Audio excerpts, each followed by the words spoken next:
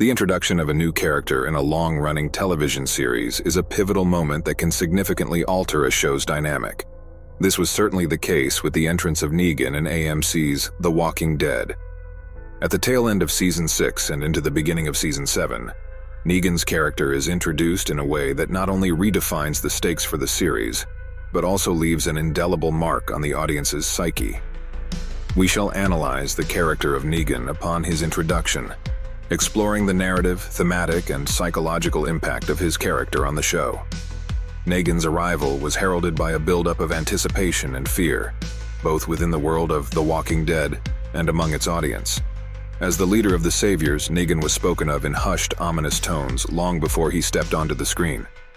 When he finally made his appearance in the Season 6 finale, Last Day on Earth, he did so with a theatrical flourish, wielding his barbed wire-wrapped baseball bat named Lucille, his weapon of choice that would soon become an iconic symbol of his reign of terror.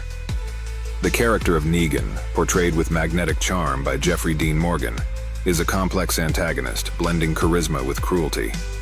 Unlike the mindless zombies that populate the series, Negan represents a different kind of horror, the kind that is calculating, intelligent, and all too human. His introduction is a masterclass in tension and power dynamics. He exudes confidence and control, delivering a monologue that is both captivating and chilling, demonstrating his ability to command the scene and the other characters within it. The scene of Negan's introduction is meticulously crafted to maximize the impact of his character. The setting is a remote clearing at night, lit only by the headlights of vehicles and the soft glow of torches, creating an almost theatrical stage for Negan's performance. The group of protagonists whom the audience has come to know and love over 6 seasons are rendered powerless before him, forced to kneel in a lineup. The sense of vulnerability and dread is palpable as Negan paces before them, contemplating whom he will kill as a demonstration of his power. With the premiere of Season 7, the show delivers on the promised brutality. In a harrowing sequence, Negan's victims are revealed and the impact of his actions are shown in graphic detail. Negan's choice of victims is a pivotal moment that changes the course of the series and has a profound effect on all the characters involved. Abraham Ford, a former military man and a loyal member of Rick's group, is Negan's first victim. The selection appears to be random, reinforcing the idea that Negan's rule is based on instilling fear through unpredictability. Abraham, known for his physical strength and tough demeanor, represents a significant loss to the group's combat abilities.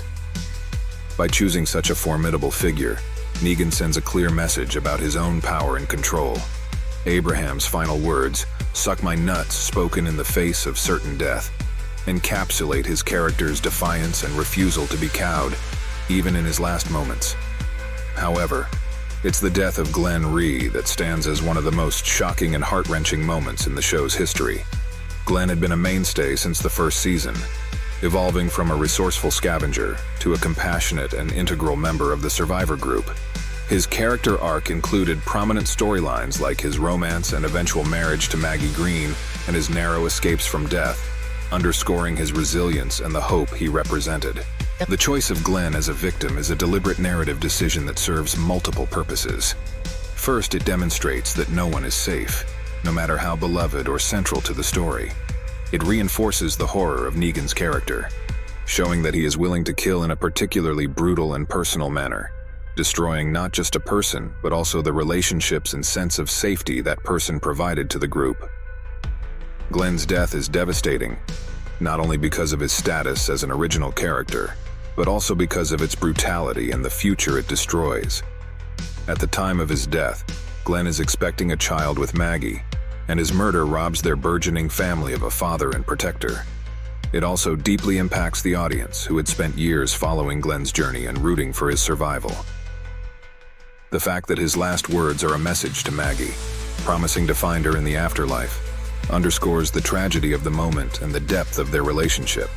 Negan's actions in these scenes are calculated to break the spirit of the group. He is establishing his rule through the most extreme demonstration of power, taking lives in a manner that is both arbitrary and terrifyingly deliberate. By doing so, he effectively asserts his dominance and sets up the central conflict of the season, which revolves around the characters grappling with their loss, their desire for revenge, and the overwhelming pressure to submit to Negan's tyrannical rule. While the on-screen execution of the scene made it seem as if his choice was random, certain narrative elements suggest that Negan may have decided on who would die before he even goes through a chilling eeny, meeny, miny, mo selection process, which on the surface appears to leave the outcome down to chance. However, Negan's actions and words can also be interpreted as a calculated psychological tactic, designed to instill maximum fear and to showcase his power. It's possible that Negan had already identified Abraham as a potential threat due to his size and demeanor, which signified him as a strong member of the group. By taking out someone who appeared physically dominant, Negan would be sending a clear message about his own dominance and the futility of resistance. Additionally, by not immediately targeting the obvious leader, Rick, Negan was ensuring that the one who held the group together would remain alive to suffer and spread the tale of terror, which would further cement Negan's control over the survivors. Furthermore, Negan's choice to kill a second member of the group, Glenn, after Daryl's impulsive reaction to Abraham's execution, may not have been premeditated in the same way. It served as an on-the-spot decision to reassert his dominance and to punish the group further for their defiance. However, the selection of Glenn as the second victim could also be seen as strategic by further crippling their ability to resist and undermining their morale. Negan's actions and the manner in which he carries them out reinforce the idea that his form of leadership is based on terror and the assertion of absolute power. He uses psychological warfare as much as physical violence to break down the group's cohesion and spirit.